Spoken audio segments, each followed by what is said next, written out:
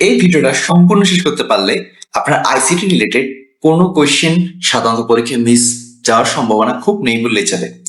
2026 সালে চাকরি পরীক্ষার জন্য আইসিটি সম্পূর্ণ এমসিকিউ নিয়ে আলোচনা হবে আজকের এই ভিডিওতে, যেখানে প্রায় 300-এরও বেশি প্রশ্ন উত্তর থাকছে, যা আপনার বিসিএস, ব্যাংক, প্রাইমারি, এনটিআর, সিও সহ বিভিন্ন ধরনের কম্পিটিটিভ টাইপের জব এক্সামগুলোতে খুবই প্রয়োজন। তো চলুন শুরু করা যায়। আসসালামু আলাইকুম, জাস্ট স্বাগতম। এখানে মূলত কম্পিউটার মৌলিক ধারণা, hardware, software, networking, internet, number system, programming, database, MS office, cyber security, বাংলাদেশের আইসিটি এবং সংক্ষিপ্ত রূপ এবং উদীয়মান প্রযুক্তি নিয়ে আলাদা আলাদা ভাগে আমরা আসলে ভাগ করে প্রশ্নগুলো আনসারগুলো দিব। চলুন শুরু করা যাক। প্রথমে আসছে কম্পিউটার মৌলিক বিষয়, যেখান থেকে আমরা 30টি প্রশ্ন দেখব। কম্পিউটার শব্দটি কোন ভাষা থেকে এসেছে? এটা ল্যাটিন শব্দ। কম্পিউটার শব্দটি ল্যাটিন কম্পিউটার এই থেকে এসেছে, যার অর্থ হচ্ছে গণনা করা। বিশ্বের প্রথম ইলেকট্রনিক ডিজিটাল কম্পিউটার নাম কি? ইনিয়াক অর্থাৎ electronic numerical integrator and computer 1946 সালে তৈরি হয়। এটি প্রথম সাধারণ উদ্দেশ্যের ইলেকট্রনিক ডিভাইস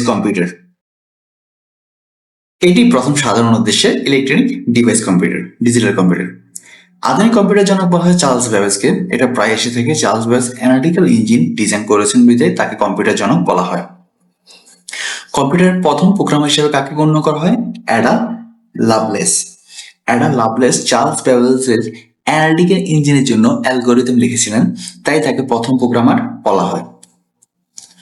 কম্পিউটার প্রথম প্রজন্মে কোন প্রযুক্তি ব্যবহৃত হতো? Vacuum tube. অর্থাৎ কম্পিউটার দ্বিতীয় প্রজন্মে কোন প্রযুক্তি ব্যবহৃত হতো? ট্রানজিস্টর। দ্বিতীয় প্রজন্ম 1956 থেকে 63 এখানে ভ্যাকুয়াম টিউবের বদলে ট্রানজিস্টর ব্যবহৃত, যা আকারে ছোট এবং কম বিদ্যুৎ খরচ করে।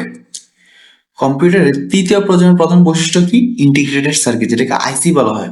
তৃতীয় প্রজন্ম হচ্ছে 1964 থেকে 1971 সাল পর্যন্ত এটাকে ইন্টিগ্রেটেড সার্কিট আইসি ব্যবহার শুরুর সময়কাল ধরা হয়। চতুর্থ প্রজন্মের কম্পিউটারে কি ব্যবহৃত হয়? মাইক্রোপ্রসেসর, যেটা এখন চলমান। চতুর্থ প্রজন্ম অর্থাৎ 1971 থেকে বর্তমানে মাইক্রোপ্রসেসর ব্যবহার শুরু হয়েছে, যা ভিএলআইসি প্রযুক্তির মাধ্যমে তৈরি হয়। পঞ্চম প্রজন্মের কম্পিউটার কোন প্রযুক্তির উপর ভিত্তি করে গড়ে উঠছে? কৃত্রিম বুদ্ধিমত্তা। পঞ্চম প্রজন্মের কম্পিউটার কৃত্রিম বুদ্ধিমত্তা বা আর্টিফিশিয়াল ইন্টেলিজেন্স ভিত্তিক, যেমন parallel processing, natural language processing সহ ইত্যাদি। মাইক্রোপ্রসেসর প্রথম আবিষ্কার করে কোন প্রতিষ্ঠান? ইন্টেল। 1971 সালে ইন্টেল প্রথম মাইক্রোপ্রসেসর ইন্টেল 4004 তৈরি করে। কম্পিউটার প্রধান তিনটি অংশ কি কি? ইনপুট, প্রসেস এবং আউটপুট। কম্পিউটার সিস্টেম মৌলিক কাঠামো হলো ইনপুট, প্রসেসিং এবং আউটপুট। সিপিইউ পূর্ণরূপ কি? Central processing unit. সিপিইউ পূর্ণরূপ হচ্ছে সেন্ট্রাল প্রসেসিং ইউনিট, যাকে কম্পিউটার মস্তিষ্ক বলা হয়। কম্পিউটার মস্তিষ্ক বলা হয় কাকে বা কোনটি? সিপিইউ কে। অর্থাৎ সিপিইউ হচ্ছে সকল গাণিতিক এবং যৌক্তিক কাজ সম্পন্ন করে বলে একে কম্পিউটার মস্তিষ্ক বলা হয়। অর্থাৎ মেইন যে আসলে যে লজিক্যাল যে কাজগুলো, সেগুলো আসলে সিপিইউ থেকে হয়ে থাকে। এই এলইউ পূর্ণরূপ কি? Arithmetic logic unit. এই এলইউ পূর্ণরূপ হচ্ছে অ্যারিথমেটিক লজিক ইউনিট, যা গাণিতিক এবং যৌক্তিক গণনা সম্পাদন করে। সিইউর কাজ কি? সিইউর কাজ বলা হয় নির্দেশনা এবং নিয়ন্ত্রণ সমন্বয় করা। অর্থাৎ কন্ট্রোল ইউনিট সিইউ কম্পিউটার বিভিন্ন অংশের কাজ নিয়ন্ত্রণ এবং সমন্বয় করে থাকে। কম্পিউটার প্রকারভেদে সবচেয়ে শক্তিশালী কম্পিউটার কোনটি? Super computer. সুপার কম্পিউটার সর্বোচ্চ গতিসম্পন্ন জটিল বৈজ্ঞানিক গণনার জন্য ব্যবহৃত হয়। Micro computer, laptop, desktop, smartphone সবই মাইক্রো কম্পিউটার অন্তর্ভুক্ত। আইবিএম কম্পিউটার পূর্ণরূপ কি? International business machine. আইবিএম পূর্ণরূপ হচ্ছে ইন্টারন্যাশনাল বিজনেস মেশিন কর্পোরেশন। ঠিক আছে। প্রথম ব্যক্তিগত কম্পিউটার পিসি তৈরি করেন কোন প্রতিষ্ঠান? আইবিএম। 1981 সালে আইবিএম প্রথম ব্যক্তিগত কম্পিউটার আইবিএম পিসি বাজারে আনে। অ্যাবাকাস কি? একটা প্রাচীন গণনা যন্ত্র। অ্যাবাকাস মানব ইতিহাসের প্রাচীনতম গণনা যন্ত্র হিসেবে বিবেচিত হয়। এটা আসলে এমন একটা জিনিস, একটা ডিভাইস, আসলে যন্ত্র। ডিভাইস বলতে একটা কাঠের মধ্যে বিভিন্ন ধরনের আসলে গুটি গুটি টাইপের থাকে। এটা দিয়ে আপনি আসলে গণনা করে আসলে খুব ইজিলি আসলে কাউন্টিং করতে পারেন। বাট আপনার মাথার চেয়ে আসলে বড় গণনা যন্ত্র আসলে কিছু নেই। আপনি এটাকে যত বেশি ইউজ করতে পারবেন, ততই আপনি ভালো ইফেক্টিভ রেজাল্ট পাবেন। চার্লস ব্যাবেজ ডিজাইন করা যন্ত্রের নাম কি? উভয়ই, অর্থাৎ ডিফারেন্স ইঞ্জিন এবং analytical engine. Charles Babbage difference engine এবং অ্যানালিটিক্যাল ইঞ্জিন উভয় ডিজাইন তৈরি করেছিলেন। কম্পিউটার গতি পরিমাপ করা কোন এককে? হার্টজ। কম্পিউটার প্রসেসিং গতি হার্টজ GHz এককে পরিমাপ করা হয়, হার্টজ। মুরস ল কি নির্দেশ করে? প্রতি 2 বছরে ট্রানজিস্টরের সংখ্যা দ্বিগুণ হওয়া। গার্নার মুরের মতে প্রতি 2 বছর একটি চিপে ট্রানজিস্টরের সংখ্যা প্রায় দ্বিগুণ হয়। পার্সোনাল ডিজিটাল অ্যাসিস্ট্যান্ট পিডিএ কোন ধরনের ডিভাইস? হাতে বহনযোগ্য কম্পিউটার। পিডিএ একটি ছোট হাতে বহনযোগ্য কম্পিউটার যা ব্যক্তিগত তথ্য সংরক্ষণে ব্যবহৃত হয়। ওয়ারেবল কম্পিউটার উদাহরণ কি? Smart watch. স্মার্ট ওয়াচ শরীরে পরিধানযোগ্য কম্পিউটার ডিভাইসের উদাহরণ। টাইম শেয়ারিং সিস্টেম কোন প্রজন্মের বৈশিষ্ট্য? তৃতীয় প্রজন্মে একাধিক ব্যবহারকারী একই সময় কম্পিউটার ব্যবহার সুবিধা বা টাইম শেয়ারিং পায়। ওপেন সোর্স ধারণা প্রবর্তকে রিচার্ড স্টলম্যান ফ্রি সফটওয়্যার বা ওপেন সোর্স আন্দোলনের প্রধান প্রবক্তা। ওপেন সোর্স মানে কি? এটার সোর্সটা আপনার কাছে ওপেন থাকবে। সোর্স বলতে আসলে কোডটাকে বোঝায়, কোডটা আসলে ওপেন থাকবে। আপনি চাইলে এটাকে চেঞ্জ করতে পারবেন, এটাকে নিয়ে মডিফাই করতে পারবেন, বা এটাকে সরাসরি নিয়ে আপনি কাজ করতে পারবেন। ওয়ার্ল্ড ওয়াইড ওয়েব আবিষ্কার করেন কে? Team Berners-Lee. 1989 সালে team Berners-Lee world wide web উদ্ভাবন করেন। এবার চলে যাচ্ছি হার্ডওয়্যারে, যেখানে 31টি প্রশ্ন থাকবে। চলুন শুরু করা যাক। নিচের কোনটি ইনপুট ডিভাইস? কিবোর্ড। দেখুন, মনিটর, প্রিন্টার, স্পিকার এগুলো কোনটা কিন্তু ইনপুট ডিভাইস না। কিবোর্ড হচ্ছে আসলে ইনপুট ডিভাইস। আসলে এখানে আপনি কিতে চাপ দিলে কোনো লেখা ভিতরে যাচ্ছে, কিন্তু মনিটর আপনি দেখেন, স্পিকার আপনি শুনেন, প্রিন্টার আপনি কাগজ পান, সবগুলো কিন্তু আসলে আউটপুট ডিভাইস। তো ইনপুট ডিভাইস আউটপুট ডিভাইসের বিষয়টা আসলে যতটা না মুখস্থ করা, তার চেয়ে বেশি হচ্ছে বিষয়টা বোঝার, যে আসলে ইনপুট জিনিসটা কী আর আউটপুট জিনিসটাও বা কী।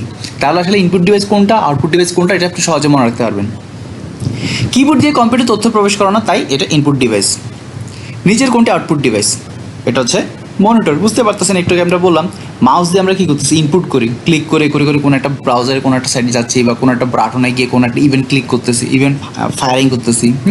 স্ক্যানারের মাধ্যমে আসলে আমরা কোনো কিছু লেখাপত্র বিষয়ে ভিতরে দিচ্ছি। হ্যাঁ, কিবোর্ডের মাধ্যমে তাও আমরা ভিতরে দিচ্ছি কোনো একটা লেখা বা টেক্সটিং কিছু একটা করতেছি, কিন্তু আউটপুট করতেছি মনিটরের মাধ্যমে। মনিটর প্রসেসকৃত তথ্য প্রদর্শন করে, তাই এটা একটি আউটপুট ডিভাইস। র্যামের পূর্ণরূপ কি? র্যামের পূর্ণরূপ হচ্ছে র্যান্ডম অ্যাক্সেস মেমোরি। র্যামের পূর্ণরূপ র্যান্ডম অ্যাক্সেস, যা অস্থায়ী মেমোরি হিসেবে কাজ করে থাকে। আর রম হচ্ছে পূর্ণরূপ হচ্ছে read only memory. Read only memory যা স্থায়ী মেমোরি, বিদ্যুৎ না থাকলে ডেটা মুছে যায় না। আমাদের যে ওএসটা, অর্থাৎ আপনি যে অপারেটিং সিস্টেমটা ইউজ করতেছেন, উইন্ডোজ বা ম্যাক, এটি কিন্তু আপনার হচ্ছে রমে থাকে, র্যামে না। র্যামে থাকে হচ্ছে আপনি যখন এখন বর্তমানে কোনো একটা সফটওয়্যার রানিং করতেছেন, হতে পারে সেটা ধরেন হচ্ছে ইউটিউব এক্সি প্লেয়ারটা চালাচ্ছেন, বা অন্য কোনো আপনার এক্সি ফাইল চালাচ্ছেন, তখন কিন্তু সেগুলো কিন্তু আপনার র্যামে থাকে। বুঝতে পারছেন? র্যাম কোন ধরনের মেমোরি? অস্থায়ী মেমোরি। এটাকে বলা ভোলাটাইল, মানে ভুলে যায়, সে আসলে কোনো কিছু মনে রাখে না। অর্থাৎ র্যাম একটা ভোলাটাইল মেমোরি। বিদ্যুৎ বিচ্ছিন্ন হওয়ার সাথে সাথে বা কম্পিউটার আপনার অফ হওয়ার সাথে সাথে সে সব কিছু ভুলে যায়, সে কোনো কিছু ডেটা আপনার কাছে সংরক্ষণ করবে না। কম্পিউটার সবচেয়ে দ্রুতগতির মেমোরি কোনটি? Cache memory. Cache memory CPU সবচেয়ে কাছাকাছি এবং সবচেয়ে দ্রুতগতির মেমোরি।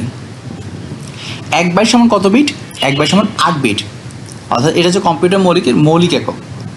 1 কিলোবাইট কেবি সমান কত বাইট? 1024 বাইট। 1 কিলোবাইট সমান 1024 বাইট, যেটা 2 টু দি পাওয়ার 10 হিসেবে কাউন্ট করা হয়। 1 মেগাবাইট সমান কত কিলোবাইট? 1024 কিলোবাইট। 1 মেগাবাইট সমান 1024 কিলোবাইট। 1 গিগাবাইট বা জিবি সমান কত মেগাবাইট? 1024 মেগাবাইট।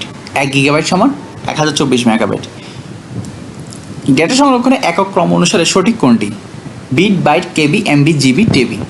এগুলো প্রত্যেকটার ক্ষেত্রে হচ্ছে বিট, বাইট থেকে পরে থেকে মূলত কেবি থেকে হচ্ছে 1024 কেবিতে 1 এমবি, 1024 এমবিতে হচ্ছে যে 1 জিবি, 1024 জিবিতে হচ্ছে 1 টিবি। এভাবে আসলে আপনি এগুলো কিন্তু আসলে এককগুলো মনে রাখতে পারেন। আর ডেটা পরিমাপের ক্রমটা হচ্ছে তাহলে কি? Bit, byte, KB, MB, GB, TB. Hard disk কোন ধরনের মেমোরি? হার্ড ডিস্ক হচ্ছে সেকেন্ডারি মেমোরি। হার্ড ডিস্ক স্থায়ীভাবে ডেটা সংরক্ষণকারী সেকেন্ডারি মেমোরি ডিভাইস। আর এসএসডি পূর্ণরূপ কি? Solid state drive. ঠিক আছে, সলিড স্টেট ড্রাইভ এসএসডি। এটা হার্ড ডিস্কের তুলনায় দ্রুত গতিতে স্টোরেজ ডিভাইস। হ্যাঁ, এটা আপনাকে যে ডাটা ট্রান্সফরমেশন যেটা হয় আমাদের, সেটা খুব ফাস্টলি সে করতে পারে এসএসডিটা। মাদারবোর্ডের কাজ কি? সকল যন্ত্রাংশ সংযুক্ত করা। মাদারবোর্ড কম্পিউটার সকল হার্ডওয়্যার উপাদানকে একত্রে সংযুক্ত রাখে। মাউস কোন ধরনের device? Pointing input device. Mouse কোন ধরনের device? Pointing input device. Mouse একটা পয়েন্টিং ইনপুট ডিভাইস যা কার্সর নিয়ন্ত্রণ করে। স্ক্যানার কোন কাজে ব্যবহৃত হয়? ছবি ও কাগজপত্রে ডিজিটাল রূপে রূপান্তর করার জন্য স্ক্যানার ইউজ হয়। স্ক্যানার কাগজে থাকা ছবি লেখাকে ডিজিটাল ইমেজে রূপান্তর করে এবং ইনপুট হিসেবে কাজ করে। আমরা দেখেছি, একটু আগে বলেছি আসলে ইনপুট আউটপুট কীভাবে আসলে কাজ করে। প্লটার কোন ধরনের ডিভাইস? Output device. প্লটার বড় ধরনের গ্রাফিক্স বা নকশা মুদ্রণে আউটপুট ডিভাইস। আমাদের অনেক সময় বিভিন্ন ধরনের নকশা বা বিভিন্ন ধরনের ডিজিটাল বিভিন্ন বড় আসলে ব্যানার তৈরি করার জন্য আমাদের প্লটার টাইপের ডিভাইস দরকার হয়। ওসিআর পূর্ণরূপ কি? Optical character recognition. ওসিআর প্রযুক্তি মুদ্রিত লেখাকে স্ক্যান করে সম্পাদনযোগ্য টেক্সটে রূপান্তর করে। বারকোড রিডার কোন ধরনের device? Barcode reader input device. Barcode reader পণ্যের বারকোড স্ক্যান করে তথ্য ইনপুট করে। কম্পিউটার ব্রেন বা হৃদয় যথাক্রমে কোনটিকে বলা হয়? সিপিইউ এবং মাদারবোর্ড। সিপিইউ হচ্ছে মস্তিষ্ক, মাদারবোর্ড হলো কম্পিউটার হৃদয় বা মেরুদণ্ড। এটা একটা আর একটা ছাড়া আসলে কোনোটাই কম্পিউটার চলা সম্ভব না। প্রসেসর গতি পরিমাপের একক কি?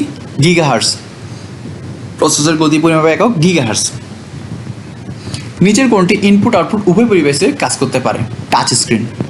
নিচের কোনটি ইনপুট আউটপুট ডিভাইস হিসেবে কাজ করতে পারে? Touch screen. টাচ স্ক্রিন একসাথে ইনপুট স্পর্শ এবং আউটপুট প্রসেসর হিসেবে কাজ করে। প্রিন্টের রেজলিউশন কোন এককে পরিমাপ করা হয়? ডিপিআই, এটাকে বলা ডট পার ইঞ্চ। অর্থাৎ আপনি যখন এই স্ক্রিনটা দেখতেছেন না, এই স্ক্রিনটার মধ্যে কিন্তু আসলে অসংখ্য ডট পার ইঞ্চ আছে। অর্থাৎ এটাকে আপনি যদি জুম করতে করতে করতে করতে অনেক লেভেলে নিয়ে যান, দেখবেন যে এখানে আসলে অনেকগুলো আসলে স্কোয়ার স্কোয়ার টাইপের ছোটো ছোটো ছোটো ছোটো ডট আছে। এই ডটগুলো সবগুলো মিলে আসলে আপনার কিন্তু ভিউটা তৈরি হচ্ছে।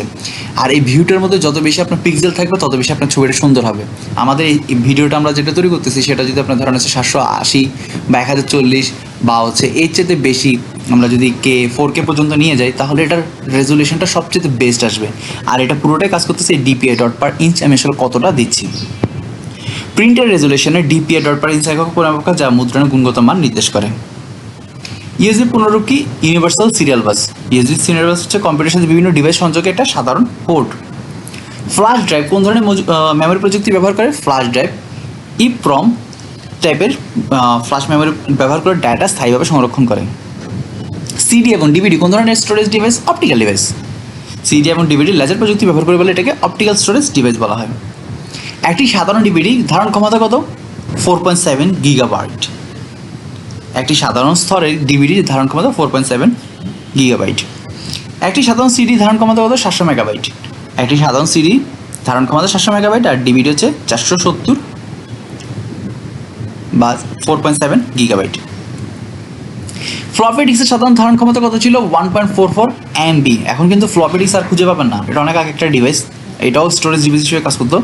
3.5 ইঞ্চ ফ্লপি ডিস্কের ধারণ ক্ষমতা ছিল 1.44 মেগাবাইট, যেটা আসলে বর্তমান সময় কিছুই না। জিপির পূর্ণরূপ কি? Graphics processing unit. জিপির পূর্ণরূপ হচ্ছে যেটা গ্রাফিক্স প্রসেসিং ইউনিট, যেটা আসলে গ্রাফিক্স এবং ভিডিও প্রসেসিংয়ের জন্য ব্যবহৃত হয়ে থাকে। মাদারবোর্ড বায়োস কোথায় সংরক্ষিত হয়? আচ্ছা, আপনারা যদি কেউ ফ্লপি ডিস্ক ইউজ করে থাকেন কমেন্টে অবশ্যই বলবেন যে আপনি ফ্লপি ডিস্ক ইউজ করেছেন। মাদারবোর্ড বায়োস কোথায় সংরক্ষিত থাকে? ROM. BIOS basic input output system ROM চিপে সংরক্ষিত, যা কম্পিউটার চালু হওয়ার প্রথমে কার্যকর হয়। এবার আসতেছে সফটওয়্যার, যেখানে 26টা প্রশ্ন থাকতেছে। চলুন দ্রুত শুরু করা যাক। অপারেটিং সিস্টেম কোন ধরনের সফটওয়্যার? এটা সিস্টেম সফটওয়্যার। অপারেটিং সিস্টেম একটা সিস্টেম সফটওয়্যার যা হার্ডওয়্যার এবং ব্যবহারকারীর মধ্যে সংযোগ স্থাপন করে। নিচের কোনটা অপারেটিং সিস্টেমের উদাহরণ নয়? MS Word. MS Word application software, এটা অপারেটিং সিস্টেম নয়। অপারেটিং সিস্টেম হচ্ছে কি আমাদের লিনাক্স, ম্যাক ও উইন্ডোজ, এগুলো সবগুলো হচ্ছে আমাদের অপারেটিং সিস্টেম। লিনাক্স কোন ধরনের অপারেটিং সিস্টেম? এটা হচ্ছে ওপেন সোর্স, মানে বুঝতে পারতেছেন এর কোডটা ওপেন। লিনাক্স একটা ওপেন সোর্স অপারেটিং সিস্টেম যা সোর্স কোড উন্মুক্ত, অর্থাৎ এটা যে কোডটা লেখা হয়েছে সে কোডটা একদম সবাই যে ইউজ করতে পারবে। লিনাক্সের জনক কে? লিনাস টরভান্ডার্স। 1991 সালে লিনাস টরভান্ডার্স লিনাক্স কার্নেল তৈরি করেন, এটা কার্নেল বেসিসে সিস্টেমটা চলে। উইন্ডোজ অপারেটিং সিস্টেম কোন কোম্পানির তৈরি? Microsoft. Windows operating system Microsoft কর্তৃক তৈরি। ম্যাকওএস কোন কোম্পানির তৈরি অপারেটিং সিস্টেম? অ্যাপল। ম্যাকওএস এটা হচ্ছে অ্যাপলের তৈরি একটি operating system, macOS. Android operating system মালিকানা কোন প্রতিষ্ঠানে? গুগল। অ্যান্ড্রয়েড একটি লিনাক্স ভিত্তিক অপারেটিং সিস্টেম যা গুগল উন্নয়ন এবং রক্ষণাবেক্ষণ করে থাকে। কম্পাইলারের কাজটা কি? কম্পাইলার হচ্ছে সম্পূর্ণ প্রোগ্রামকে একসাথে মেশিন কোডে রূপান্তর করে। এইখানে আপনারা একটু চিন্তা করতে পারেন যে সম্পূর্ণ প্রোগ্রামে একসাথে মেশিন কোডে রূপান্তর করা মেশিনটা কি রেখে আসলে আমরা যা কিছু দেখি, এটা হোক একটা ফ্যান চলছে, একটা লাইট চলছে, বা কম্পিউটার চলতেছে, বা কোনো একটা ভিডিও চলতেছে, বা কোনো একটা সফটওয়্যার চলতেছে, এগুলো সবগুলো চলতেছে কিন্তু দুইটা জিনিস দিয়ে, 0 এবং 1 দিয়ে। আর এই কাজটাকে করার জন্য আপনার একটা যে কোড আপনি যখন আসলে কোনো একটা প্রোগ্রামিং ভাষায় লেখেন, সেটা হোক জাভা, পাইথন বা সি শার্প, যে কোনো কিছু, তখন ওই কোডটাকে যখন আসলে 0-1-এ কনভার্ট করা হয়, এটা যদি একসাথে করা হয় অ্যাট এ টাইম, তাহলে সম্পূর্ণ কোডটাকে তখন সেটাকে কম্পাইলার বলা হয়। কম্পাইলার সম্পূর্ণ সোর্স কোডকে একসাথে মেশিন ভাষায় রূপান্তর করে এবং এক্সিকিউটিভ ফাইল তৈরি করে। আর ইন্টারপ্রেটার কি? যেটা এক লাইন করে কোড অনুবাদ করে এবং এক্সিকিউট করে। ধরেন হচ্ছে আপনি কোনো একটা প্রোগ্রামিং লিখছেন, কোনো একটা কোড ধরেন 10 লাইনে লিখছেন, যদি কম্পাইলারে কাজ করেন, কম্পাইলার 10 লাইনকে একসাথে নিয়ে কাজ করবে, অর্থাৎ 10 লাইনকে পুরোটাকে সে 0-1-এ কনভার্ট করে ফেলবে। আর ইন্টারপ্রেটার সেটাকে পুরোটা না করে সে এক লাইন করে সে একটা একটা স্টেটমেন্ট ধরে, সেগুলোকে লাইনগুলোকে সেই স্টেটমেন্টগুলোকে সে কমপ্লিট করে, দেন হচ্ছে পরবর্তী লাইনে যায়। তারপর হচ্ছে নিচে কোনটি সিস্টেম সফটওয়্যার? সেটা হচ্ছে ডিভাইস ড্রাইভ। ডিভাইস ড্রাইভ একটি সিস্টেম সফটওয়্যার যা হার্ডওয়্যারকে অপারেটিং সিস্টেমের সাথে যোগাযোগ করতে সাহায্য করে। ফ্রিওয়্যার এবং শেয়ারওয়্যারের মধ্যে পার্থক্য কি? ফ্রিওয়্যার হচ্ছে সম্পূর্ণ বিনামূল্যে, আর শেয়ারওয়্যার হচ্ছে সীমিত সময়ের জন্য বিনামূল্যে। ফ্রিওয়্যার সম্পূর্ণ বিনামূল্যে ব্যবহারযোগ্য, আর শেয়ার হচ্ছে নির্দিষ্ট সময়ের জন্য একটা ট্রায়াল হিসেবে বিনামূল্যে দেওয়া হয়। ডিভাইস ড্রাইভের কাজটা কি? হার্ডওয়্যার এবং ওএস এর মধ্যে যোগাযোগ স্থাপন করা। ডিভাইস ড্রাইভার নির্দিষ্ট হার্ডওয়্যার ডিভাইসকে অপারেটিং সিস্টেমের সাথে সঠিকভাবে কাজ করতে সাহায্য করে। ইউটিলিটি সফটওয়্যার উদাহরণ কোনটি? অ্যান্টিভাইরাস। ইউটিলিটি সফটওয়্যার উদাহরণ অ্যান্টিভাইরাস। অ্যান্টিভাইরাস একটি ইউটিলিটি সফটওয়্যার যা কম্পিউটারের কার্যক্ষমতা বজায় রাখতে সাহায্য করে। আপনি যদি এতটুকু পর্যন্ত ভিডিওটা দেখে থাকেন তাহলে জানান আমাদের ভিডিওটা আপনাদের কেমন লাগতেছে। জিইউ এর পুনরূপ কি? Graphical user interface. জিইউ এর পুনরূপ হচ্ছে গ্রাফিক্যাল ইউজার ইন্টারফেস, যা গ্রাফিক্যাল উপাদানের মাধ্যমে ব্যবহারকারীকে কম্পিউটারের সাথে ইন্টারঅ্যাক্ট করতে সাহায্য করে। সিআইইউ এর পুনরূপ কি? Command line user interface. সিইউআই এর পুনরূপ হচ্ছে কমান্ড লাইন ইউজার ইন্টারফেস। এটা হচ্ছে টেক্সট ভিত্তিক কমান্ডের মাধ্যমে কম্পিউটার নিয়ন্ত্রণের একটা পদ্ধতি। মাল্টিটাস্কিং অপারেটিং সিস্টেম বলতে কি বোঝায়? একসাথে একাধিক প্রোগ্রাম চালানো করা, এটাকে মাল্টিটাস্কিং অপারেটিং সিস্টেম বলা হয়। বুটিং বলতে কি বোঝায়? কম্পিউটার চালু করে অপারেটিং সিস্টেম লোড করার প্রক্রিয়াকে বুটিং বলে। বুটিং হলো কম্পিউটার চালুর সময় অপারেটিং সিস্টেম লোড হওয়ার প্রক্রিয়া। আমরা যখন আসলে কম্পিউটার অন করি তখন আসলে কি বুটিংটা অটোমেটিক্যালি হয়। কোল্ড বুটিং এবং ওয়ার্ম বুটিং এর পার্থক্য কি? কোল্ড বুটিং পাওয়ার অফ থেকে চালু হয়, আর ওয়ার্ম বুটিংটা হচ্ছে রিস্টার্ট। ওয়ার্ম বুটিং অর্থাৎ কোল্ড বুটিং হলো যে সম্পূর্ণ বন্ধ অবস্থা থেকে চালু করা, আর ওয়ার্ম বুটিং হলো যে রিস্টার্ট করা। ফাইল এক্সটেনশন .exe কি নির্দেশ করে? একটা এক্সিকিউটেবল ফাইল। .exe একটা এক্সটেনশন যা এক্সিকিউটেবল ফাইল চালানোর জন্য প্রোগ্রাম ফাইল নির্দেশ করে। স্প্রেডশিট সফটওয়্যার উদাহরণ কোনটি? MS Excel.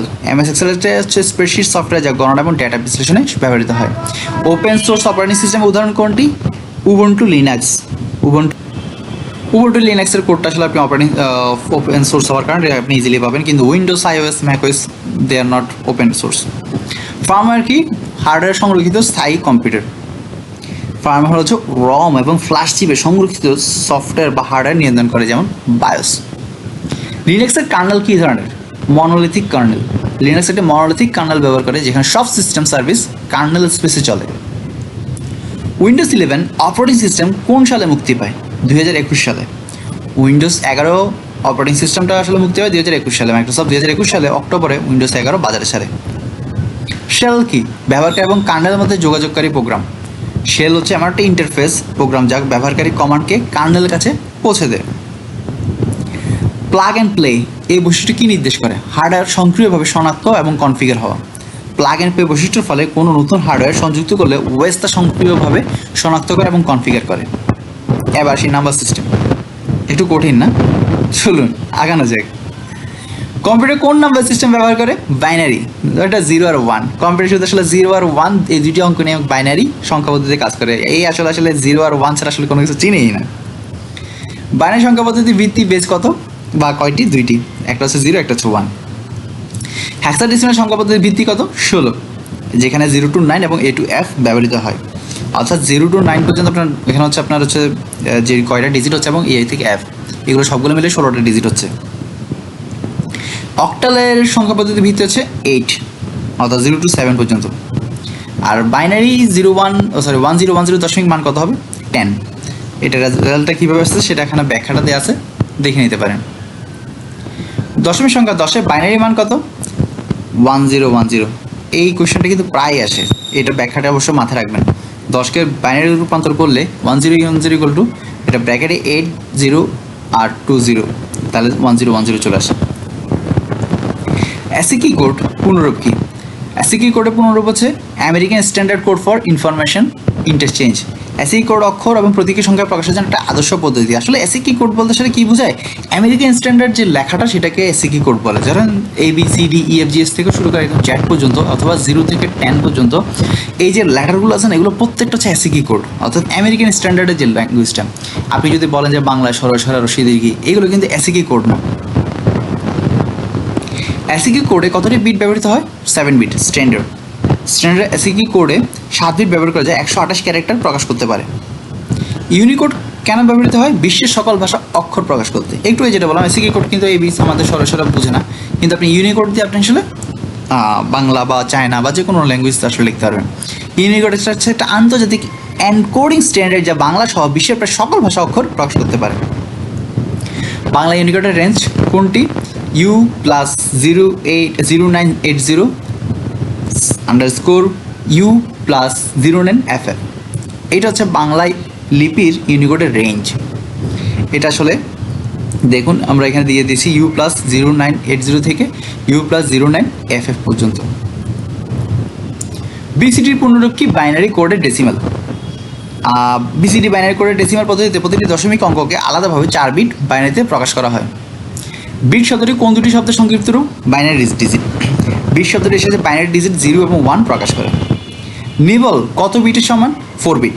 1 নিবল সমান 4 বিট, বা যা 1 বিটের বাইটের অর্ধেক। 1 টেরাবাইট টিভি সমান কত গিগাবাইট? 1 টেরাবাইট সমান 1024 গিগাবাইট। কম্পিউটার সবচেয়ে ছোট ডেটা একক কোনটি? Bit. Bit, byte, KB, MB, GB, TB আমরা এর আগে দেখেছিলাম, ঠিক না? বিট হলো কম্পিউটার ডেটার সর্বনিম্ন একক যা 0 1 ধারণ করে।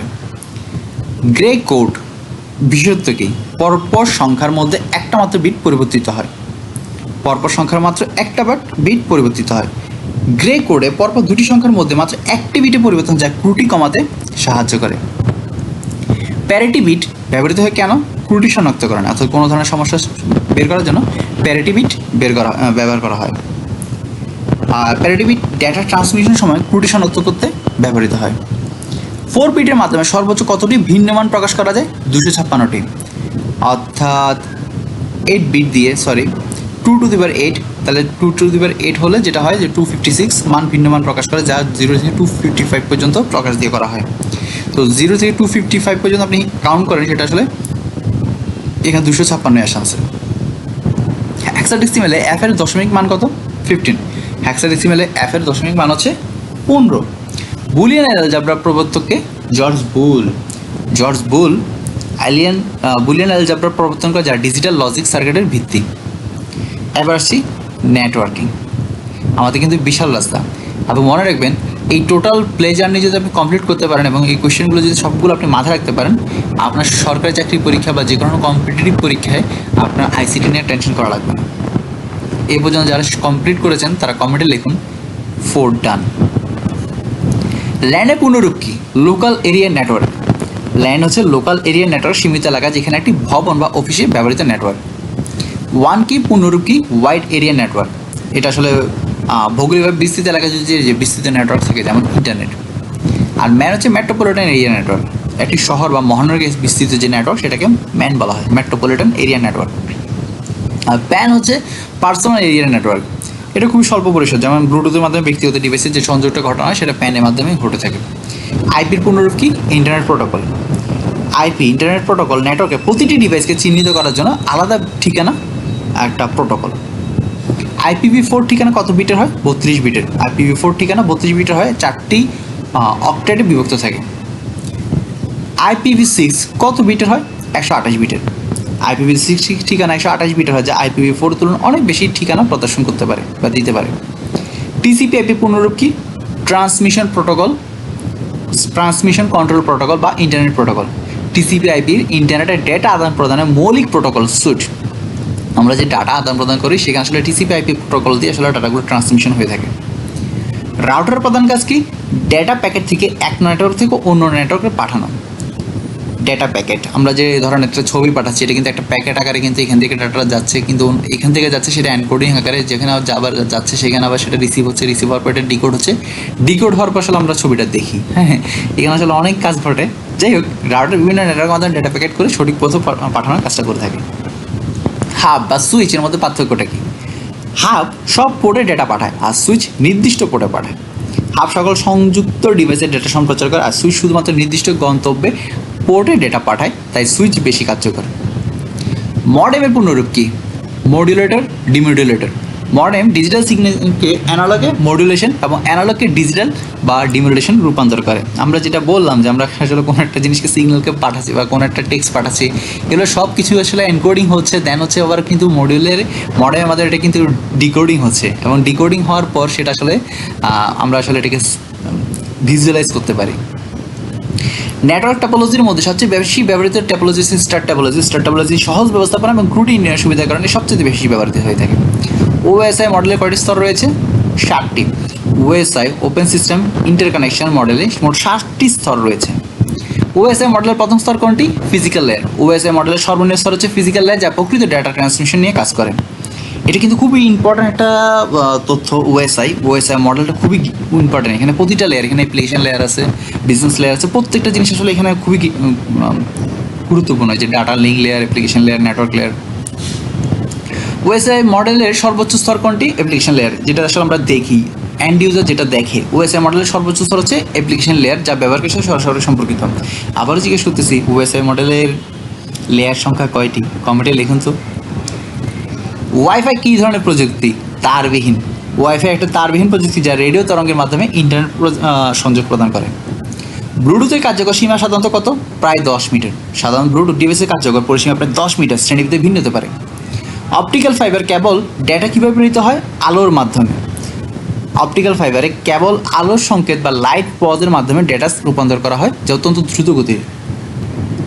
নেটওয়ার্ক নিরাপত্তার জন্য ব্যবহৃত একটি বাধা ব্যবস্থাকে বলা হয় ফায়ারওয়্যার।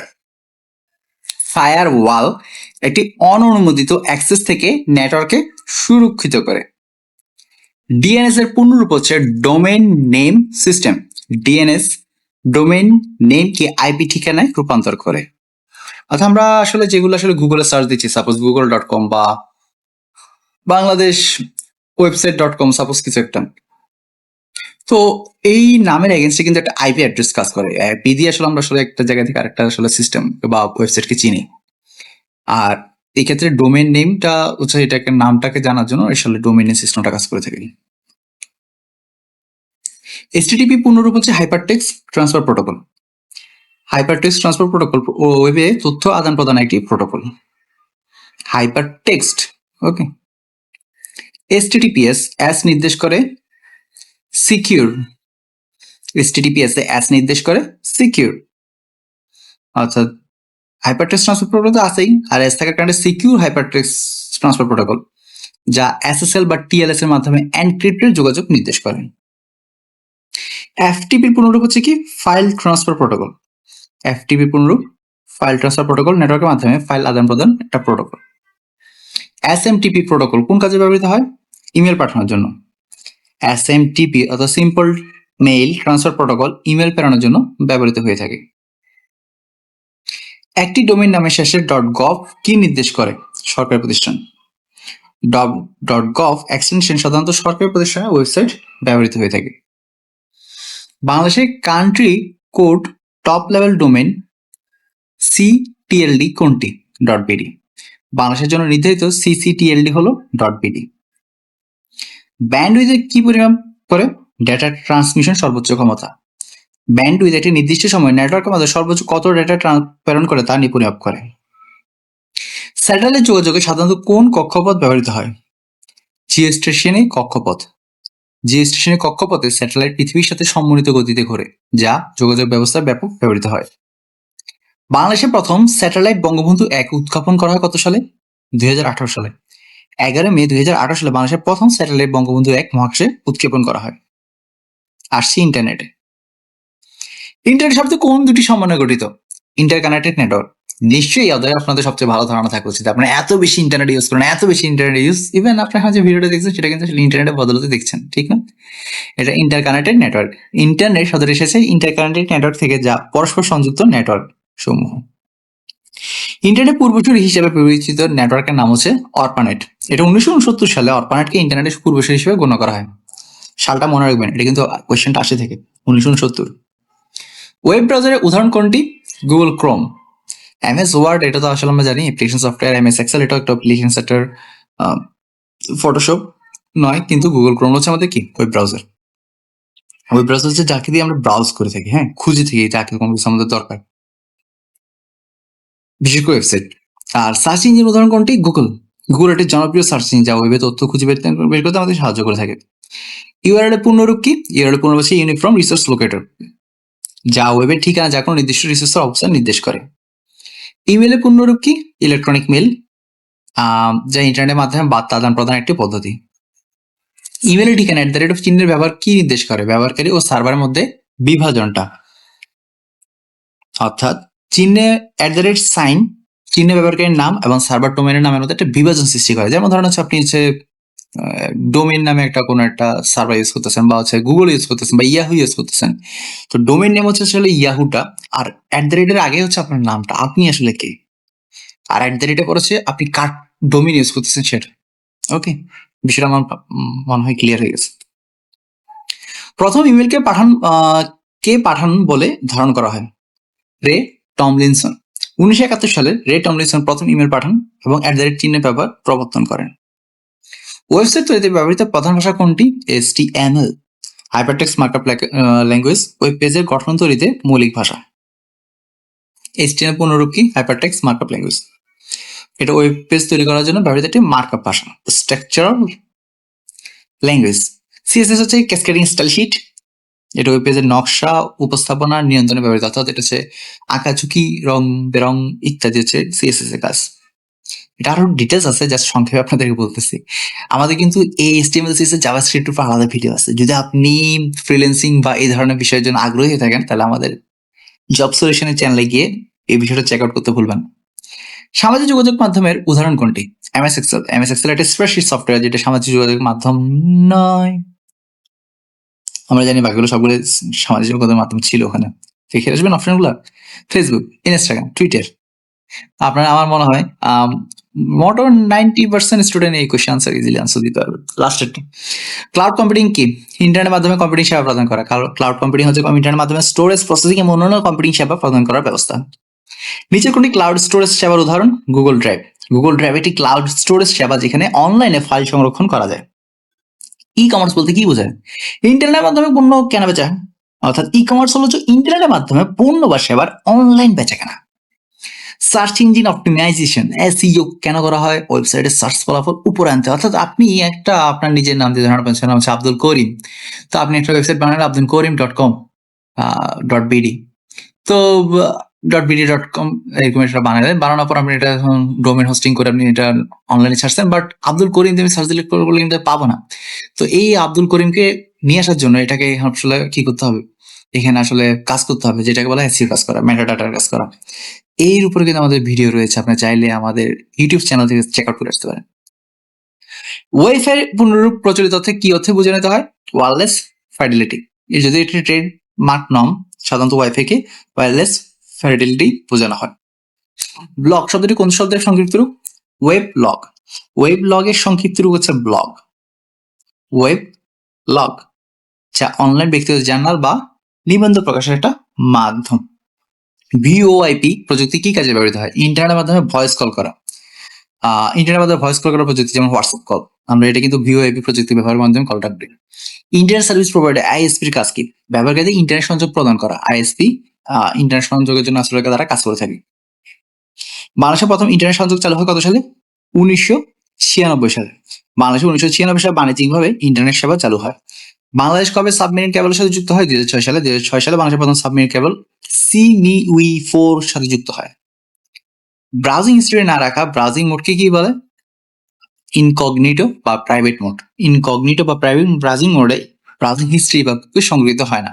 এটা হয় না বলতে আসলে আপনার ব্রাউজারে সংগৃহীত হয় না, বাট ISP আপনি আসলে যা সিস্টেম থেকে আপনার ব্রাউজিংটা করতেছেন তার এখানে কিন্তু ঠিকই জমা থাকে, ঠিক আছে?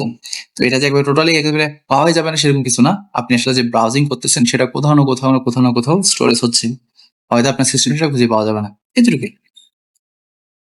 কুকিজ কি কাজে ব্যবহৃত হয়? ব্যবহারকারীর তথ্য ও পছন্দ মনে রাখতে। কুকিজ হলো ছোট ডেটা ফাইল বা ওয়েবসাইট ব্যবহারকারীর তথ্য পছন্দ ব্রাউজারে সংরক্ষণ করে। ওয়েব 2.0 প্রধান বৈশিষ্ট্য কি? ব্যবহারকারী অংশগ্রহণ এবং ইন্টারাকশন। ওয়েব 2.0 ব্যবহারকারীদের কন্টেন্ট তৈরি এবং ইন্টারেক্ট করার সুযোগ দেয়, যেমন সোশ্যাল মিডিয়া, ব্লগ। প্রোগ্রামিং কঠিন একটা জিনিস। সবচেয়ে পুরনো উচ্চ স্তরের প্রোগ্রামিং ভাষা কোনটি? ফরট্রান। ফরট্রান ফর্মুলা ট্রান্সলেশন 1957 সালে প্রথম উচ্চ স্তরের প্রোগ্রামিং ভাষাগুলোর একটি। সি প্রোগ্রামিং ভাষার জনককে? ডেনিস রিচি। ডেনিস রিচি 1972 সালে সি প্রোগ্রামিং ভাষা তৈরি করেন। জাভা প্রোগ্রামিং ভাষার জনককে? James Gosling. জেমস গসলিং 1995 সালে জাভা প্রোগ্রামিং ভাষা তৈরি করেন। পাইথন প্রোগ্রামিং জনককে? Guido van Rossum. Guido van Rossum 1991 সালে পাইথন প্রোগ্রামিং ভাষা তৈরি করেন। সি প্লাস প্লাস ভাষার জনককে? বিয়ার্ন স্ট্রুপ। বিয়ার্ন স্ট্রুপ 1979 সালে সি প্লাস প্লাস প্রোগ্রামিং ভাষা শুরু করেন।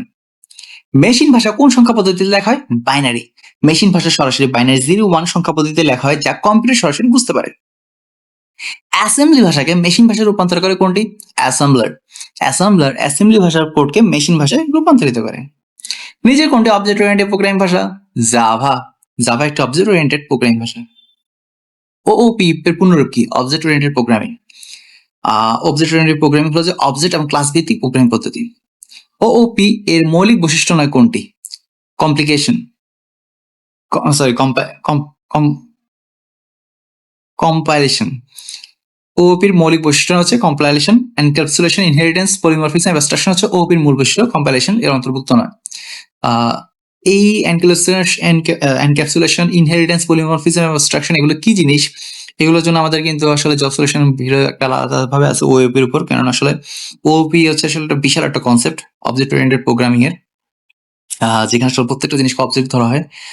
এনক্যাপসুলেট মানে হচ্ছে আসলে ক্যাপসুলকে যেভাবে মোড়কের মধ্যে রেখে দেওয়া হয় সেটা। ইনহেরিটেন্স হচ্ছে আসলে বংশানুক্রমিক যে পরিবারটা, প্যারেন্ট চাইল্ড রিলেশনশিপ। পলিমরফিজম হচ্ছে বহুরূপিতা, একটা জিনিস আসলে ভিন্ন ভিন্ন রূপ। অ্যাবস্ট্রাকশন, এই জিনিসগুলো নিয়ে আমাদের কিন্তু আলাদা ভিডিও রয়েছে। আপনারা যদি ওওপি সম্পর্কে, এটা আসলে খুব অ্যাডভান্স লেভেলের, যদি প্রোগ্রামিং এর রিলেটেড আমাদের চ্যানেল থেকে জানতে চান তাহলে কিন্তু এটা জানতে পারবেন, সেই জন্য জিনিসটা বলা। অ্যালগরিদম কি? সমস্যা সমাধানের ধাপে ধাপে পদ্ধতি। অ্যালগরিদম হচ্ছে কোনো সমস্যার সমাধান ধারাবাহিক ধাপে সুনির্দিষ্ট গবেষণা। তবে আরেকটা জিনিস বলে রাখি, আপনি যদি আসলে প্রোগ্রামিং রিলেটেড মোটামুটি লেভেল না হলেও আসলে ওওপির ভিডিও দেখতে যাবেন না। আপনাকে আসলে HTML, CSS, জাভাস্ক্রিপ্ট আগে জানা লাগবে। এইগুলো দিয়ে আসলে প্রথমে একটা বেসিক একটা ওয়েবসাইট তৈরি করা লাগবে। তারপর হচ্ছে আসলে ধীরে ধীরে আপনি হচ্ছে একটা বিভিন্ন ধরনের আমাদের জাভাস্ক্রিপ্টের যেগুলো আসলে লাইব্রেরি বা ফ্রেমওয়ার্ক গুলো রয়েছে সেগুলো নিয়ে কাজ করতে হবে। ওটা আসলে বুটস্ট্র্যাপ অথবা রিঅ্যাক্ট। দেন হচ্ছে আপনি কোনো একটা প্রোগ্রামিং ভাষা চুজ করবেন, সেটা হতে পারে C# বা জাভা। দেন ওগুলো আসলে প্রোগ্রামিং করতে গেলে আসলে দেখবেন যে প্রোগ্রামিং ভাষার most of the programming language আসলে বর্তমানে ওওপি ডিজাইনে তৈরি, কনসেপ্টে তৈরি। তো তখন আসলে আপনার ওওপির সাথে আপনার আসলে পরিচয় হয়ে যাবে। বাট সরাসরি ওওপি নিয়ে ভিডিও দেখার জন্য আমি সার্চ করতেছি না। যদিও এখন এআই অনেক কিছু সহজ করে দিয়েছে, বিষয়টা একটু আনটপিক যাচ্ছে, বাট আমরা আবার ফুল টপিকে যাচ্ছি। অ্যালগরিদম কি? সমস্যা সমাধানের ধাপে ধাপে পদ্ধতি। অ্যালগরিদম হলো কোনো সমস্যা সমাধানের জন্য ধারাবাহিকভাবে ধাপে ধাপে সুনির্দিষ্ট একটা নির্দেশনা। ফ্লোচার্ট কি কাজে ব্যবহৃত হয়? অ্যালগরিদম চিত্রের মাধ্যমে উপস্থাপন করতে। ফ্লোচার্ট প্রতীকের মাধ্যমে কোনো প্রক্রিয়া অ্যালগরিদমের ধাপ চিত্রিতভাবে দেখে। হ্যালো ওয়ার্ল্ড সাধারণত কি বোঝাতে ব্যবহৃত হয়? নতুন প্রোগ্রামিং ভাষা শেখার প্রধান উদাহরণ হ্যালো ওয়ার্ল্ড। এটা একটু আপনাদের কাছে আনকমন লাগতে পারে। আসলে হচ্ছে কি, বিভিন্ন প্রোগ্রামিং ল্যাঙ্গুয়েজ আমরা যখন শিখতে যাই তখন প্রথম যে লাইনটা লিখে আমরা আসলে আমাদের প্রথম কোডটা এক্সিকিউট করি সেটা হ্যালো ওয়ার্ল্ড। আর এটা এতটা বেশি ব্যবহার হয় যেটা আসলে এটা আসলে আপনার বলা হচ্ছে যে হ্যালো ওয়ার্ল্ড প্রোগ্রাম হচ্ছে নতুন প্রোগ্রামিং ভাষা শেখার সাধারণত প্রথম লাইন। এটা এস্টাবলিশড। এসকিউএল পূর্ণরূপ কি? Structure query language. ডেটাবেস পরিচালনার জন্য এটি ব্যবহৃত একটি প্রমিত ভাষা। কোবল ভাষা প্রধানত কোন ক্ষেত্রে ব্যবহৃত হয়? ব্যবসায়িক এবং আর্থিক প্রয়োগে। COBOL common business oriented language, মূলত ব্যবসায়িক এবং প্রশাসনিক কাজে ব্যবহৃত হয়। সোর্স কোড কি? প্রোগ্রামের লেখা মূল প্রোগ্রামকে সোর্স কোড বলা হয়। সোর্স কোড হচ্ছে মানুষের বোধগম্য ভাষায় লেখার মূল প্রোগ্রাম যা পরে মেশিন রূপান্তর করে। ডিবাগিং বলতে কি বোঝায়? প্রোগ্রাম ত্রুটি খুঁজে বের করার পদ্ধতি। ডিবাগিং হচ্ছে প্রোগ্রামে থাকা ত্রুটি বা খুঁজে বের করতে সংশোধন করার প্রক্রিয়া। লুপ প্রোগ্রামিং বলতে কি কাজে ব্যবহৃত হয়? একই কাজ বারবার সম্পাদনা করা। লুপ ব্যবহার করে কোনো নির্দিষ্ট শর্ত পূরণ না করা পর্যন্ত একই কাজ বারবার সম্পাদন করা হয়। ভেরিয়েবল কি জিনিস? ডেটা সংরক্ষণ করার নামযুক্ত মেমরি। ভেরিয়েবল হচ্ছে প্রোগ্রামের ডেটা সাময়িকভাবে সংরক্ষণের জন্য ব্যবহৃত নামযুক্ত মেমরি। লো লেভেল ভাষার উদাহরণ কোনটি? Assembly language. অ্যাসেম্বলি ভাষা মেশিন ভাষার কাছাকাছি বলে একটা লো লেভেল ভাষা বলা হয়ে থাকে। চলে যাচ্ছি ডাটাবেস। ডাটাবেস ডিএমএস এর পূর্ণরূপ কি? Database management system. Database management system database সংরক্ষণ। রিলেশন ডাটাবেজে কিভাবে তথ্য সংরক্ষণ থাকে? এটা টেবিল আকারে। রিলেশন ডাটাবেজ আসলে তথ্য সারি, রো এবং কলামে সম্বলিত টেবিল আকারে সংরক্ষিত থাকে। RDBMS উদাহরণ কোনটি? মাইস্কেল। মাইস্কেল একটি জনপ্রিয় relational database management system. RDBMS।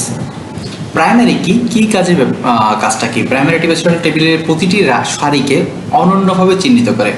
Primary কি একটি টেবিলে নির্দিষ্ট রেকর্ডকে অনন্যভাবে ইউনিক আকারে শনাক্ত করে। ইউনিক বলতে আসলে এটা ডিফারেন্ট, মানে এটা হবে না। সাপোজ আপনার যে ফোন নাম্বারটা আছে সেটা আপনাকে যেটা দেওয়া হয়েছে সেটা সেম ফোন নাম্বার কিন্তু অন্য কারো কাছে পাবেন না, এটাই। আর ফরেন কিটা কি? দুইটা টেবিলের মধ্যে যেটা সম্পর্ক স্থাপন করে। ফরেন কি হচ্ছে একটা টেবিলের একটা কলামের সাথে অন্য একটা টেবিলের প্রাইমারি কির সাথে যে আসলে সম্পর্কটা তৈরি হয় সেটাকে আসলে ফরেন কি কাজ করে আর কি, এভাবে সংযোগ স্থাপন করে। এসকিউএল কমান্ড সিলেক্ট কি কাজে ব্যবহৃত হয়? ডেটা পুনরুদ্ধারের জন্য বা দেখার জন্য সিলেক্ট এসকিউএল সিলেক্ট কমান্ডটা ইউজ হয়। সিলেক্ট কমান্ড ডাটাবেস থেকে নির্দিষ্ট ডাটা পুনরুদ্ধার করে সেটা কুইরিতে ব্যবহার করতে সাহায্য করে। একটি ডাটাবেস টেবিলের সারিকে কি বলা হয়? রেকর্ড। ডাটাবেসের যে টেবিলে যে সারি অর্থাৎ আমাদের যে কলাম, একটি ডাটাবেসের সারি, কলাম এবং রেকর্ড, প্রতিটি টেবিলের সারিটাকে রেকর্ড বলা হয়, যা একটি সম্পূর্ণ একটি এন্ট্রি প্রতিনিধিত্ব করে। অর্থাৎ আমাদের প্রতিটা একটা সিঙ্গেল যে আসলে কলাম এবং কলামের মধ্যে থেকে যে সারিটা হচ্ছে, এই সারিটাকে আসলে কি বলা হচ্ছে? রেকর্ড। হ্যাঁ, এটা কিন্তু মানে আলাদা। ধরেন সাপোজ আপনার হচ্ছে যে কলাম আছে 4টা, ধরেন আপনার 4টা কলামে 4টার ভ্যালু আছে। 4টা ভ্যালু ধরেন হচ্ছে যে আপনার একটাতে আপনার ফার্স্ট নেম আছে, একটাতে লাস্ট নেম আছে, একটাতে আপনার এইজ আছে, একটাতে ফোন নাম্বার আছে। ওকে, এই যে 4টা ভ্যালু, এই 4টা ভ্যালু আমি যখন আপনার সার্চ দিচ্ছি, ধরেন কোনো একটা আপনার ফোন নাম্বার ধরে, তখন এই যে সিঙ্গেল একটা রো আসতেছে, এটাকে রেকর্ড বলা হচ্ছে। ঠিক আছে, এই প্রত্যেকটা সারিকে রেকর্ড বলা হয়। একটি ডাটাবেস টেবিলে কলামকে কি বলা হয়? ফিল্ড। আর আমরা যেটা জানলাম যে যেটা রো আকারে থাকে, সারি আকারে থাকে, সেটাকে বলা হচ্ছে কি? রেকর্ড। আর যেটা কলাম আকারে থাকে সেটাকে বলা হচ্ছে কি? ফিল্ড। ফিল্ড। নর্মালাইজেশন কেন করা হয়? নর্মালাইজেশন ডেটা পুনরাবৃত্তি বা রিডেন্ডেন্সি কমাতে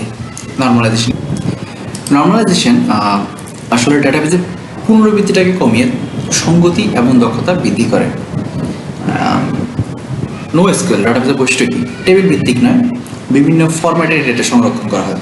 NoSQL ডাটাবেস পূর্ব নির্ধারিত টেবিল কাঠামো ছাড়া ডকুমেন্ট কি ভ্যালু পেয়ারে অর্থাৎ কি ভ্যালু জোড়ায় জোড়ায় ফরম্যাটে ডাটা সংরক্ষণ করে। ডেটা ওয়্যারহাউস কি? ডাটা বিশ্লেষণের জন্য বিশাল পরিমাণ ঐতিহাসিক ডেটার কেন্দ্রীয় যে সংরক্ষণাগার, এটাকে ডেটা ওয়্যারহাউস বলে।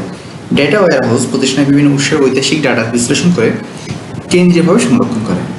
ওরাকল কি ধরনের সফটওয়্যার? এটা হচ্ছে একটা ডাটাবেস ম্যানেজমেন্ট সিস্টেম। ওরাকল জনপ্রিয় database relational management system. MSX এটাও ডাটাবেস ম্যানেজমেন্ট সিস্টেম বা সফটওয়্যার। আর ডেটা ইন্টিগ্রিটি কি? ডেটা ইন্টিগ্রিটি হচ্ছে ডাটার সঠিকতা এবং সামঞ্জস্যতা। ডাটার যে আসলে যে সঠিক, নির্ভরযোগ্য এবং এটা যে আসলে সামঞ্জস্যপূর্ণ, সেটা নিশ্চিত করা ডাটা ইন্টিগ্রিটি। কুয়েরি বলতে কি? ডাটাবেস থেকে কোনো নির্দিষ্ট বিষয় খুঁজে বের করে নিয়ে আসা। হ্যাঁ, কোনো নির্দিষ্ট টপিক হতে পারে বা সব টপিক হতে পারে, আপনি এটা বের করতেছেন, এটা কুয়েরি বলা হয়। কুয়েরি হচ্ছে নির্দিষ্ট শর্ত অনুযায়ী খুঁজে বের করার অনুরোধ বা নির্দেশ। এবার আমরা চলে আসছি MS অফিস, যেখানে 25টা প্রশ্ন। MS ওয়ার্ডে প্রধানত কোন কাজে ব্যবহৃত হয়? ডকুমেন্ট তৈরি এবং সম্পাদনা কাজে। MS ওয়ার্ড একটা ওয়ার্ড প্রসেসিং সফটওয়্যার, যার টেক্সট ডকুমেন্ট তৈরি এবং সম্পাদনার জন্য ব্যবহৃত হয়। আর MS এক্সেল সাধারণত কোন কাজে ব্যবহৃত হয়? এটা হচ্ছে গণনা, হিসাব এবং ডাটা বিশ্লেষণের জন্য। MS এক্সেল একটা স্প্রেডশিট সফটওয়্যার, যা গাণিতিক হিসাব, চার্ট তৈরি এবং ডেটা বিশ্লেষণে ব্যবহৃত হয়। MS পাওয়ার পয়েন্ট প্রধানত কোন কাজে ব্যবহৃত হয়? এটা প্রেজেন্টেশন স্লাইড তৈরি হয়। MS power point slide show presentation তৈরির জন্য ব্যবহৃত একটা সফটওয়্যার। তো MS এক্সেলে ওয়ার্কশিটের সর্বোচ্চ কলাম নির্দেশক অক্ষর কোনটি? XFD। অর্থাৎ এখানে কিন্তু প্রত্যেকটা যে কলামগুলো আছে, প্রত্যেকটা কলামকে একটা নাম করা হয়। যেমন আমরা দেখি MS এক্সেল আমরা যদি ওপেন করি, প্রথম কলামটা হচ্ছে ABCD, এভাবে করতে করতে করতে করতে সর্বোচ্চ 16,384 নাম্বার যে কলামটা আছে, সেই কলামটা হচ্ছে XFD। ওকে, এটা দুইভাবে কোয়েশ্চেনটা আসতে পারে যে সর্বোচ্চ কলামের কতটি থাকে এবং সেই কলামটার নামটা কি হতে পারে। MS এক্সেলে কোষ বা সেল কিভাবে চিহ্নিত হয়? কলাম, অক্ষর ও সারি সংখ্যার সমন্বয়ে, যেমন A1। সেল হচ্ছে আপনার নিচের দিকে, অর্থাৎ এক্সেলের প্রতিটি কলাম অক্ষর ও সারির সমন্বয়ে চিহ্নিত, যেমন A1 B2 C1 C2 ইত্যাদি। তো A1টা আসলে কি? A1টা হচ্ছে আসলে আমার এটা কলাম, আর A1টা হচ্ছে আমার কি? ওই সেলটা। এটা যদি নিচের দিকে না থাকে A2 হবে, 3 হবে, 4 হবে, অর্থাৎ কলামের দিক থেকে নিচের দিকে।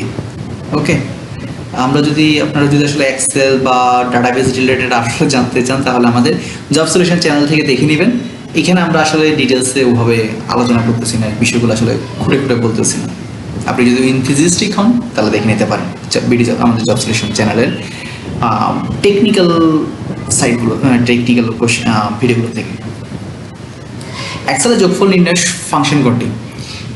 ইকুয়াল সাম প্যারেন্থেসিস ওপেন ক্লোজ। প্যারেনথেসিস কেন বললাম, প্রোগ্রামিং এর ভাষায় এটাকে আমাদের প্যারেনথেসিস বলা হয়, বাট আমরা এটাকে সাধারণত ফার্স্ট ব্র্যাকেট বলে থাকি। এক্সেলে কোনো রেঞ্জের যোগফল বের করার জন্য আমরা ইকুয়াল সাইনটা অবশ্যই এখানে দিতে হবে। ইকুয়াল সাইনটা আসলে ম্যান্ডেটরি। আপনি ধরেন এখানে অপশনের মধ্যে সাম দিলে আবার হচ্ছে যে ইকুয়াল দিল না, আপনি যদি শুধু সামের মধ্যে টিক চিহ্ন দিয়ে দেন তাহলে কিন্তু আপনার সঠিক অ্যান্সার হবে না। ইকুয়ালটা অবশ্যই থাকা লাগবে, এটা ফাংশন নির্দেশ করে। এক্সেলে কন্টিনিউয়াস ফাংশন কোডটি ইকুয়াল অ্যাভারেজ। এমএস ওয়ার্ড একটি ডকুমেন্ট সংরক্ষণ শর্টকাট কি কি? Control S. কপি করার শর্টকাট কোনটি? Control C. পেস্ট করার শর্টকাট কোনটি? Control V. খুব কমন এবং খুবই ইম্পর্টেন্ট কোয়েশ্চেন, বিশেষ করে সব আমাদের মন্ত্রণালয় জবগুলোতে এটা প্রায় আসে। কাট করার শর্টকাট কি কোনটি? Control x. কাট মানে হচ্ছে কোনো কিছু একেবারে টেনে একেবারে সব কিছু নিয়ে যাওয়াটা, হ্যাঁ। আর পূর্বের কাজ বাতিল করার জন্য আমরা আন্ডার শর্টকাট কি কোনটি? Control Z. অর্থাৎ আপনি আগে যে অবস্থা ছিলেন সেই অবস্থা আপনি ফিরে যেতে যেতেছেন, হ্যাঁ। পূর্বের কাজ বাতিল করার জন্য আপনি আন্ডু করতে চাচ্ছেন, সেটা কন্ট্রোল জেড দিয়ে করতে পারবেন। সর্বশেষ পরিবর্তন আপনি বাতিল করতে পারবেন। আর সম্পূর্ণ ডকুমেন্ট নির্বাচন করতে যাচ্ছেন, সেটা শর্টকাট হচ্ছে কন্ট্রোল এ। এটার মাধ্যমে আপনার পুরো ডকুমেন্ট আপনি আসলে সিলেক্ট করে নিতে পারবেন। প্রিন্ট করার শর্টকাট কমান্ড হচ্ছে কন্ট্রোল পি। খুঁজে বের করার শর্টকাট হচ্ছে কন্ট্রোল এফ। নতুন ডকুমেন্ট খোলার জন্য শর্টকাট হচ্ছে কন্ট্রোল এন। পাওয়ার পয়েন্টে স্লাইড শো করার শর্টকাট হচ্ছে F5। এটা হচ্ছে ফাংশন কি একটা, ঠিক আছে। F5 আপনি প্রেস করলে এটা হয়ে যায়। ওয়ার্ডে বানান পরীক্ষা শর্টকাট হচ্ছে কোনটি? F7। মাইক্রোসফট ওয়ার্ডে আপনি যদি কোনো বানান পরীক্ষা করতে চান তাহলে শর্টকাট হিসেবে F7 প্রেস করবেন। ফাংশন কি? এক্সেল একটি ফাইলকে কি বলা হয়? ওয়ার্কবুক। অর্থাৎ এক্সেল এক একটা ফাইল, সিঙ্গেল ফাইলকে এক একটা ওয়ার্কবুক বলা হয়, হ্যাঁ। আর ওয়ার্কবুকের মধ্যে ওয়ার্কশিট থাকে। এক্সেলের সম্পূর্ণ ফাইলকে ওয়ার্কবুক বলা হয়, আর একাধিক ওয়ার্কশিট এর মধ্যে থাকতে পারে। আপনি আলাদা আলাদাভাবে এগুলোকে নামকরণ করতে পারেন আপনার একটা ওয়ার্কবুকের ভিতরে। এমএস ওয়ার্ড ফাইলের ডিফল্ট এক্সটেনশন কোনটি? আধুনিক সংস্করণ হচ্ছে DOCX। আধুনিক এমএস ওয়ার্ডে এটা হচ্ছে DOCX, আর পূর্বে DOC ছিল। এমএস এক্সেল ফাইলের ডিফল্ট এক্সটেনশন কোনটি? আধুনিক সংস্করণে .xlsx। XLSX আধুনিক সংস্করণ, আর এটা এর আগে ছিল .xls। আগেরটা জানা লাগবে না, আধুনিক সংস্করণটা মনে রাখবেন .xlsx। এমএস পাওয়ার পয়েন্ট ফাইলের ডিফল্ট এক্সটেনশন কোনটি? আধুনিক সংস্করণে যদি বলা হয় .pptx। আগে ছিল .ppt, .ppt কিন্তু এখন আর বলা যাবে না, আবার আধুনিক সংস্করণ .pptx বলতে হবে। এক্সেলের সর্বোচ্চ এবং সর্বনিম্ন মান নির্ণয়ের ফাংশন যথাক্রমে কোনটি? ম্যাক্স ফাংশন এবং মিন ফাংশন। অর্থাৎ ম্যাক্স ফাংশন দিয়ে আপনি ম্যাক্সিমাম ভ্যালুটা বের করে নিয়ে আসতেন, মিন ফাংশন দিয়ে আপনি মিনিমাম ভ্যালুটা নিয়ে আসতেন। এইখানে কিন্তু আপনি ফাংশনটা লেখার সময় কিন্তু ইকুয়াল সাইনটা দিতে হবে, ঠিক আছে। যদি আপনার পরীক্ষায় এইটা নিয়েও কনফিউজিং করে যে আচ্ছা ইকুয়াল দিছে বা ইকুয়াল দেনে, এখন যেহেতু কোনোটাতে দেনে সেহেতু মেন মিক্স ওইটা ঠিক আছে, কিন্তু ধরেন হচ্ছে মেন মিক্স দিল আবার একটাতে দিলে ইকুয়াল সহ আর একটা ইকুয়াল ছাড়া, তাহলে ইকুয়াল যেটাতে সেটা আনসার হবে। এমএস ওয়ার্ড এ মেল মার্জ কেন ব্যবহৃত হয়? একই ডকুমেন্ট একাধিক প্রাপকের কাছে ব্যক্তিগতভাবে পাঠাতে আমরা মেল মার্জটা করে থাকি। অর্থাৎ আপনি একটা ডকুমেন্ট রেডি করেছেন, সেটা আসলে বিভিন্ন জনকে মেল করতে চাইছেন, সেটা মেল মার্জ করে দিলে অটোমেটিক্যালি সেটা এমএস ওয়ার্ড থেকে মেল থ্রো হয়ে যায়। আপনাকে আলাদা করে মেলে ঢুকে মেল করার কোনো প্রয়োজন নেই। মেল মার্জ ব্যবহার করে একটি টেমপ্লেট ডকুমেন্ট বিভিন্ন প্রাপকের নাম ঠিকানা সহ ব্যক্তিগতভাবে তৈরি করা যায়। এক্সেল সত্য সাপেক্ষে ফলাফলের জন্য কোন ফাংশন ব্যবহৃত হয়? If function. ইফ ফাংশন দিয়ে আপনি আসলে বিভিন্ন ধরনের সত্য ক্রিয়েট করবেন এবং সত্যগুলো নিয়ে কাজ করবেন। সাইবার সিকিউরিটি 20টি প্রশ্ন। ভাইরাসটা কি জিনিস? ক্ষতিকর সব প্রতিলিপি সৃষ্টিকারী প্রোগ্রাম। কম্পিউটার ভাইরাস একটি ক্ষতিকর প্রোগ্রাম যা নিজে থেকে প্রতিলিপি তৈরি করে এবং অন্য ফাইল সংক্রামিত করে। ভাইরাসের পূর্ণরূপ কি? ভাইটাল ইনফরমেশন রিসোর্স আন্ডার সেজ। প্রচলিতভাবে ভাইটাল ইনফরমেশন রিসোর্স আন্ডার সেজ হিসেবে ব্যাখ্যা করা হয়। নিচের কোনটি ম্যালওয়্যার ধারণ নয়? কম্পাইলার। এটা তো কম্পাইলার আমরা এর আগে পড়ে এসেছি যে কম্পাইলারটা কি, যেটা আসলে আমার সোর্স কোডটাকে একসাথে রান করে মেশিন ল্যাঙ্গুয়েজে রূপান্তর করে, ঠিক আছে না? সরি, মেশিন কোডে রূপান্তর করে, অর্থাৎ 0-1-এ। আর কম্পাইলার ছাড়া এখানে কি কি আছে? ট্রোজান হর্স, রম, র্যামসওয়্যার, এগুলো সবগুলো একটা একটা ভয়ঙ্কর, বিশেষ করে র্যামসওয়্যার তো সবচেয়ে ভয়ঙ্কর। আপনার সিস্টেমে যদি একবার র্যামসওয়্যার ঢুকে তাহলে আপনার বর্তমান সিস্টেমে যা কিছু আছে সব কিছুই বলতে গেলে মাটি। সেক্ষেত্রে একটা বিশাল পেমেন্ট দিয়ে হয়তো বা আপনি আপনার রিকভার করতে পারেন, but it's so difficult. Compiler একটা প্রোগ্রাম টুল যা ম্যালওয়্যার নয়, ট্রোজান, রোমসের সবগুলোই ক্ষতিকর ভাইরাস, সরি সফটওয়্যার এবং ভাইরাসও। ফিশিং কি? প্রতারণামূলক ব্যক্তিগত তথ্য চুরির কৌশলকে ফিশিং বলা হয়। ফিশিং এটা হচ্ছে প্রতারণামূলক ইমেল বা ওয়েবসাইটের মাধ্যমে ব্যক্তিগত আর্থিক তথ্য চুরি করার একটা সাইবার সিকিউরিটি একটা আক্রমণ। আরেকটু ভালোভাবে যদি বলি, ধরেন সাপোজ আমি একটা ফেসবুক অ্যাকাউন্ট পেজ বানালাম, সেখানে আপনার user ID, log in, password সব কিছু দেওয়া আছে। আমি এই লিঙ্কটা আপনাকে মেসেঞ্জারের লিঙ্কটা পাঠিয়ে দিলাম। আপনি কি করলেন? দেখতে তো মনে হচ্ছে ফেসবুকের মতো, আমি দেওয়ার সাথে সাথে আপনি ক্লিক করে ঢুকলেন, ঢোকার পরে আপনি ওখানে ইউজার আইডি পাসওয়ার্ড দিলেন, সাথে সাথে ওই ইউজার আইডি পাসওয়ার্ড কিন্তু আমার যে ডাটাবেস, যেখানে আমি আসলে ওই অ্যাপ্লিকেশনটার এগেনস্টে ডাটাবেস দিয়ে রেখেছি, সেখানে কিন্তু এগুলো জমা হয়ে যাবে। এর ফলে কিন্তু আমি কিন্তু আপনার ইউজার আইডি পাসওয়ার্ড পেয়ে যেতেছি। আপনি ভাবতেছেন আপনি তো ফেসবুকে ঢুকতেছেন, বাট না, আমি যে একটা ফাঁদ পেতে রেখেছি, সে ফাঁদের মধ্যে আপনি পা দিয়ে দিচ্ছেন। তো এইভাবে করে আসলে ফিশিংভাবে অনেক ধরনের প্রতারণামূলক করা যায়। তো এই বিষয়গুলো সম্পর্কে সাবধান থাকবেন। এগুলো আসলে সাধারণ মানুষের অনেক ক্ষেত্রে জিনিসগুলো বুঝে উঠতে পারে না, কিন্তু তার আগে তারা বিপদে পড়ে যায়। তো সাইবার সিকিউরিটি বিষয়গুলো আসলে মানুষের সচেতনতা খুবই দরকার বর্তমান জামানায়, যেখানে আপনি অ্যান্ড্রয়েড বা সোশ্যাল মিডিয়া সাইটগুলো ইউজ করতেছেন। ওম বা ভাইরাসের মূল পার্থক্য কী? ওয়ার্ম হোস্ট ফাইল ছাড়াই স্বয়ংক্রিয়ভাবে যেটা ছড়ায়, কোনো হোস্ট ফাইলের প্রয়োজন ছাড়াই স্বয়ংক্রিয়ভাবে নেটওয়ার্কে নিজেকে ছড়াতে পারে, যেখানে ভাইরাস হোস্ট ফাইলের সাথে যুক্ত থাকে। ফায়ারওয়াল কী কাজ করে? অননুমোদিত নেটওয়ার্ক প্রতিরোধ করে। ফায়ারওয়াল নেটওয়ার্ক ট্রাফিক নিরীক্ষণ করে অননুমোদিত প্রবেশ ঠেকা যায়, একটি নিরাপত্তা ব্যবস্থা। আপনার যদি ফায়ারওয়াল না থাকে, যে কেউ আপনার সিস্টেমে যদি সম্ভব হয় তাহলে সে ঢুকে যেতে পারবে। এনক্রিপশন কি? তথ্যকে কোডে রূপান্তর করে সুরক্ষিত করা, অর্থাৎ আপনি যা অ্যাকচুয়ালি পাঠাচ্ছেন সেটাকে কোনো দুর্বোধ্য ভাষায় সেটাকে রূপান্তর করা, যাতে আপনি যখন কোনো একটা কোড পাঠাচ্ছেন বা ছবি পাঠাচ্ছেন বা সাপোজ আপনি ব্যাঙ্ক অ্যাকাউন্ট থেকে আপনি টাকা ট্রান্সফার করতেছেন, তখন সে তথ্য যেন হাইকার বা হ্যাকার সে যাতে আপনার সিস্টেমের ডাটাটা চুরি করতে না পারে, এই জন্য তথ্যটাকে এনক্রিপ্ট করে ফেলা হয়। এনক্রিপশন প্রক্রিয়া সাধারণ তথ্যকে প্লেন টেক্সট কোডে রূপান্তর করে, যেটাকে চিপ টেক্সট রূপান্তর করে, ফলে অনুমোদিত ব্যক্তির কাছে ডাটা সুরক্ষিত থাকে। দুই স্তর যাচাইকরণ বা টু ফ্যাক্টর অথেন্টিকেশন কেন ব্যবহৃত হয়? অতিরিক্ত নিরাপত্তা স্তর যোগ করতে মূলত 2FA পাসওয়ার্ডের পাশাপাশি অতিরিক্ত একটা যাচাইকরণ ধাপ, যেমন OTP যোগ করে অ্যাকাউন্টের নিরাপত্তা বৃদ্ধি করা হয়। স্পাম বলতে কি বোঝায়? অবাঞ্ছিত বাল্ক ইমেল বা বার্তাকে স্পাম বলা হয়। স্পাম হলো অনাকাঙ্ক্ষিত অপ্রয়োজনীয় বাল্ক ইমেল বা বার্তা, যেখানে সাধারণত বিজ্ঞাপন প্রদানমূলকও হতে পারে। ঠিক আছে, স্পাম। হ্যাকিং বলতে কি বোঝায়? অনুমোদিতভাবে কম্পিউটার সিস্টেমে প্রবেশ করাকে হ্যাকিং বলা হয়। হ্যাকিং হচ্ছে যেখানে আপনার অনুমতি নেই, বাট আপনি সেই কাজটা করতেছেন, ইলিগালি আপনি কোনো একটা অ্যাটেম্প নিচ্ছেন, সেটাই হ্যাকিং। এথিক্যাল হ্যাকার কারা? নিরাপত্তা দুর্বলতা খুঁজে বের করে বৈধভাবে হ্যাকিং করা ব্যক্তিকে বলা হয় ইথিক্যাল হ্যাকার। ইথিক্যাল হ্যাকার প্রতিষ্ঠানের অনুমতি নিয়ে সিস্টেমের নিরাপত্তা দুর্বলতা খুঁজে বের করে তার সংশোধনের জন্য সহায়তা করে থাকে। শক্তিশালী পাসওয়ার্ডের বৈশিষ্ট্য কী হওয়া উচিত? সংখ্যা, অক্ষর এবং চিহ্নের মিশ্রণ। একটি শক্তিশালী পাসওয়ার্ডে বড় ছোট হাতের অক্ষর, সংখ্যা ও বিশেষ চিহ্নের মিশ্রণ থাকা উচিত। র্যামসওয়্যার কী করে? র্যামসওয়্যার যে ফাইল লক করে মুক্তিপণ দাবি করে। মুক্তিপণ বলতে আপনাকে তার মুক্তিপণ দাবি করবেন, আপনার সিস্টেমের মুক্তিপণ দাবি করবে, অর্থাৎ সে যখন আপনার সিস্টেমে ঢুকে যাবে, তখন আপনার সিস্টেমের অ্যাক্সেস আপনার হাতে আর থাকবে না। প্রত্যেকটা জায়গায় সে একটা চাবি সেট করে রেখেছে, আপনার তালাটা তার কাছেই আছে। আপনি যতক্ষণ পর্যন্ত সেই চাবিটা তার কাছে নিতে পারতেছেন, ততক্ষণ পর্যন্ত আপনি ফাইলের অ্যাক্সেস পাবেন না। তো আপনি যদি তাকে পেমেন্ট করতে পারেন বা আদার্স ওয়েতেও খুব জটিল, তো যেটা বললাম খুব ভয়ঙ্কর একটা ভাইরাস। ডস অ্যাটাক কি? ডস অ্যাটাক হচ্ছে denial of service. DoS attack আক্রমণ সার্ভারের অতিরিক্ত অনুরোধ পাঠিয়ে সেবা বিঘ্নিত করা হয়। এটা অনেকভাবে করা হয়, অনেক কারণে করা হয়। সাপোজ আমি আপনার ইউজার আইডি পাসওয়ার্ড জানতে যেতেছি, আমি ডস অ্যাটাক করতেছি। ডস অ্যাটাক মানে কি?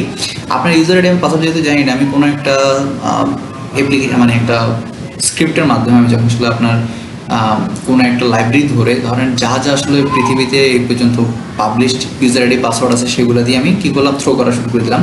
তখন অটোমেটিক্যালি সার্ভার যেই অ্যাপ্লিকেশনটাতে আমি হিট টার্গেট করছি, সেখানে অটোমেটিক্যালি একের পর এক প্রতি সেকেন্ডে নতুন নতুন ইউজার আইডি পাসওয়ার্ড হিট করতে থাকবে।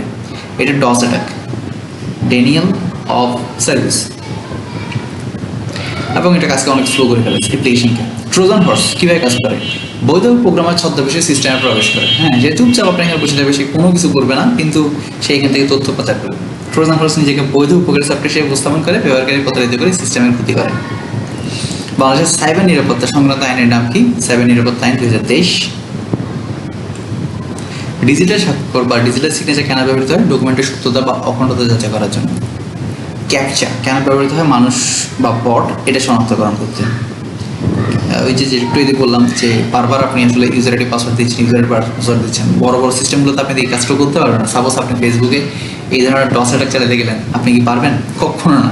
কারণ আপনি 4-5 বার করার পরে আপনার প্রথমে অ্যাপ্লিকেশনটাকে কি করে দেবে, তারা আপনার অ্যাকাউন্টটাকে ব্লক করে দেবে। এরপর প্রয়োজনে আপনার যে সিস্টেম থেকে চালাচ্ছেন সেই সিস্টেমটাকে, ডিভাইসটাকে সে ব্লক করে দেবে। অর্থাৎ প্রথমত আপনার আইপি ব্লক, মানে এইখানে কয়েকটা স্টেপে তারা আসলে কি করে রাখছে, ব্লকিং সিস্টেম করে রাখছে। এবং এটাকে রেট লিমিট নামে একটা জিনিস বলা হয়। যাই হোক, ওগুলো পরবর্তী বিষয়গুলো সাইবার সিকিউরিটি একদম ডিপ লেভেলে চলে গেলে তখন আসলে আলোচনা করা যায়। তো সোশ্যাল ইঞ্জিনিয়ারিং কি জিনিস? মানুষকে প্রতারিত করে গোপন তথ্য আদায় করার একটা কৌশল সোশ্যাল ইঞ্জিনিয়ারিং। সোশ্যাল ইঞ্জিনিয়ারিং মানুষের মাধ্যমে মনস্তাত্ত্বিক প্রতারণার মাধ্যমে মানুষের কাছে গোপনীয় তথ্য আদায় করা হয়। এই সোশ্যাল ইঞ্জিনিয়ারিংয়ের মাধ্যমে আপনি আপনার পরিচিত যে ব্যক্তিগুলো আছে তাদের তথ্যগুলো তো আপনার কাছে সবচেয়ে বেশি জানা আছে, আপনি সেখান থেকে ওই ব্যক্তিগুলোকে প্রতারিত করতে পারবেন। এই কাজের জন্য সোশ্যাল ইঞ্জিনিয়ারিংটা হয়ে থাকে। অ্যান্টিভাইরাস সফটওয়্যারের কাজটা কি? ভাইরাস এবং ম্যালেরিয়া শনাক্ত করে অপসারণ করা। অ্যান্টিভাইরাস কম্পিউটারে থাকা ভাইরাস এবং ম্যালেরিয়া শনাক্ত করে অপসারণ এবং প্রতিরোধ করে থাকে। বাংলাদেশের আইসিটি পর্ব নম্বর 1। ডিজিটাল বাংলাদেশ ধারণাটি প্রথমে কে ঘোষণা করেন? সজীব ওয়াজেদ জয় 2008 সালের নির্বাচনী ইশতেহারে ডিজিটাল বাংলাদেশ ধারণাটি সামনে আনেন, যা পরবর্তী সরকারের নীতিতে রূপ নেয়। ডিজিটাল বাংলাদেশ প্রকল্পের লক্ষ্য বছর কত ছিল? 2021, vision 2021। Bangladesh computer council BCCI কত সালে প্রতিষ্ঠিত? 1990 সালে আইন দ্বারা এটা পুনর্গঠিত। বাংলাদেশের কম্পিউটার কাউন্সিল 1990 সালে প্রতিষ্ঠিত এবং পরবর্তী আইন দ্বারা পুনর্গঠিত হয়। বাংলাদেশের প্রথম হাইটেক পার্ক অবস্থিত Kaliakair, Gazipur. Sheikh Hasina software technology park অবস্থিত যশোরে। বাংলাদেশ সরকারের তথ্য ও যোগাযোগ প্রযুক্তি বিভাগের নাম হচ্ছে আইসিটি বিভাগ। বাংলাদেশ সরকারের তথ্য ও যোগাযোগ প্রযুক্তি বিভাগের নাম আইসিটি বিভাগ। এক সেবা বা A2I প্রোগ্রাম পুনরূপ হচ্ছে অ্যাক্সেস টু ইনফরমেশন। বাংলাদেশের জাতীয় পরিচয়পত্র NID কার্যক্রম কোন সংস্থা পরিচালনা করে? নির্বাচন কমিশন। BRTC পুনরূপ হচ্ছে Bangladesh telecommunication regulatory commission. Bangladesh mobile phone operator সংখ্যা বর্তমানে 4টি। বাংলাদেশের সর্বপ্রথম মোবাইল ফোন সেবা চালু করে সিটিজেন 1993 সালে।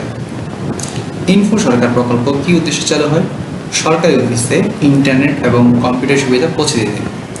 ইনফো সরকার প্রকল্পের মাধ্যমে দেশের বিভিন্ন প্রতিষ্ঠানে ইন্টারনেট সংযোগ এবং কম্পিউটার সুবিধা সম্প্রসারিত করা হয়। মুজিব বর্ষ উপলক্ষে বাংলাদেশ কোন ডিজিটাল উদ্যোগ গ্রহণ করা হয়? মুজিব 100 ডিজিটাল উদ্যোগ।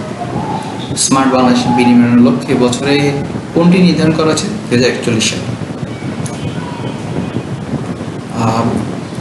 স্মার্ট বাংলাদেশের 4টি স্তম্ভের একটি নয় কোনটি? স্মার্ট আবহাওয়া, স্মার্ট নাগরিক, স্মার্ট অর্থনীতি, স্মার্ট সরকার সবই আছে, বাট স্মার্ট আবহাওয়া বাদে। বাংলাদেশ পাসপোর্ট চালু হয় কত সালে? 2020 সালে। বাংলাদেশের প্রথম ডিজিটাল জেলা ঘোষিত হয় যশোর। মুক্ত পাঠ প্ল্যাটফর্মটি কোন উদ্দেশ্যে তৈরি? অনলাইন প্রশিক্ষণ এবং শিক্ষা প্রদান। জাতীয় তথ্য বাতায়নের উদ্দেশ্য কি? সরকারি তথ্য ও সেবা এক প্ল্যাটফর্মে দেওয়া। বাংলাদেশের ফ্রিল্যান্সিং খাতে বিশ্বের অবস্থা মোটামুটি কোন পর্যায়ে? শীর্ষ দেশগুলো একটি। সংক্ষিপ্ত রূপ আমাদের সর্বশেষ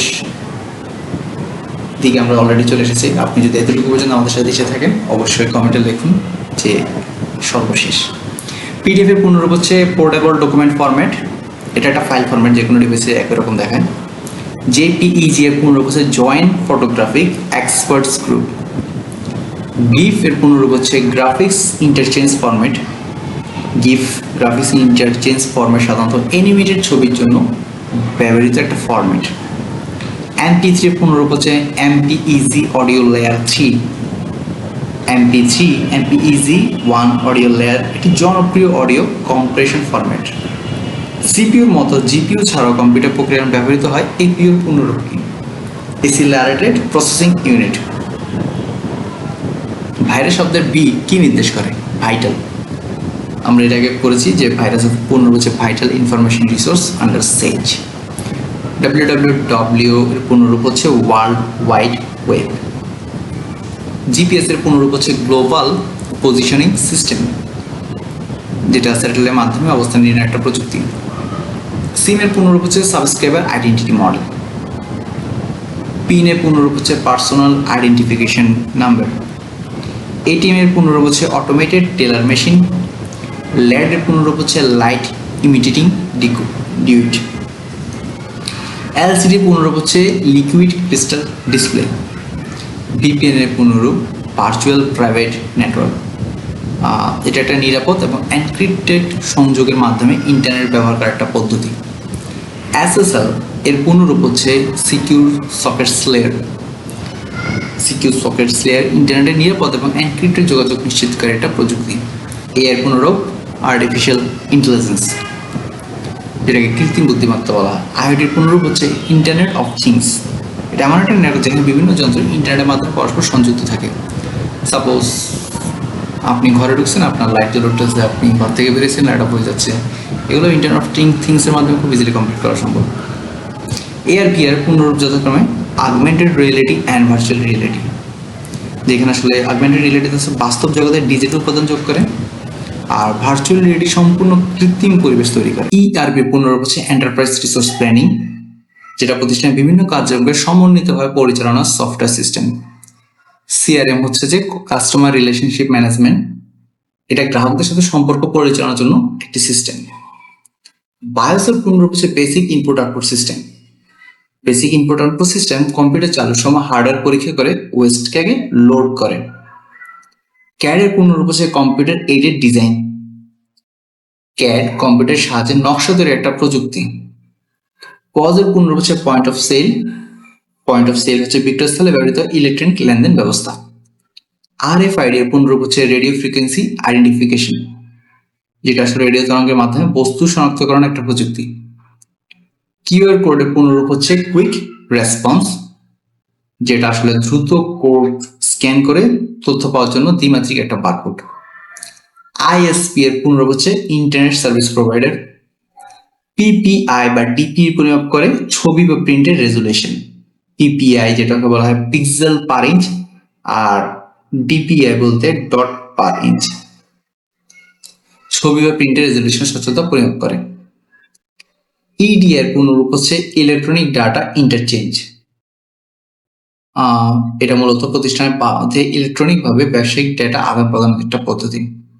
ইউপিএস এর পুনরূপ হচ্ছে আনইন্টারাপ্টেবল পাওয়ার সাপ্লাই, বিদ্যুৎ বিভ্রাটের সময় সাময়িকভাবে বিদ্যুৎ সরবরাহ করা। ওএমআর এর পুনরূপ হচ্ছে অপটিক্যাল মার্ক রিকগনিশন। উদীয়মান প্রযুক্তি 10টি প্রশ্ন, লাস্ট 10 কোয়েশ্চেন।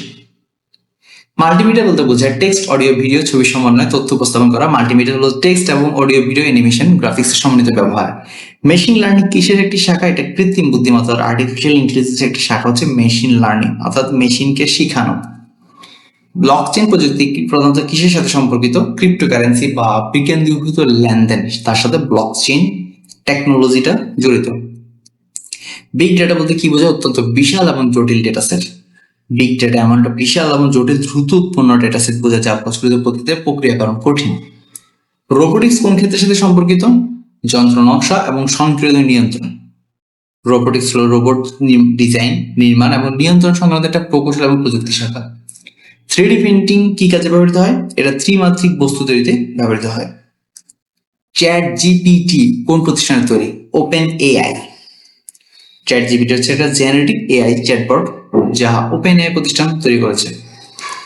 নিউরাল নেটওয়ার্ক কিসের অনুকরণে তৈরি? মানব মস্তিষ্কের নিউরন।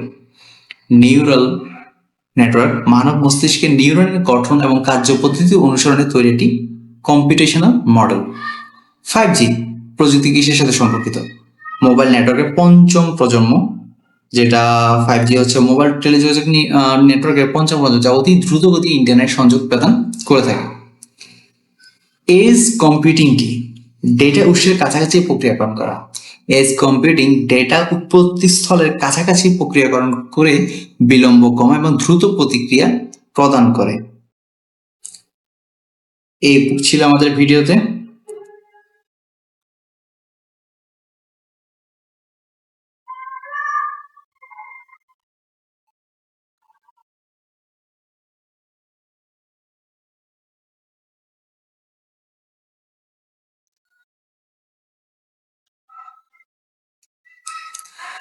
এই ছিল আজকে আমাদের ভিডিও।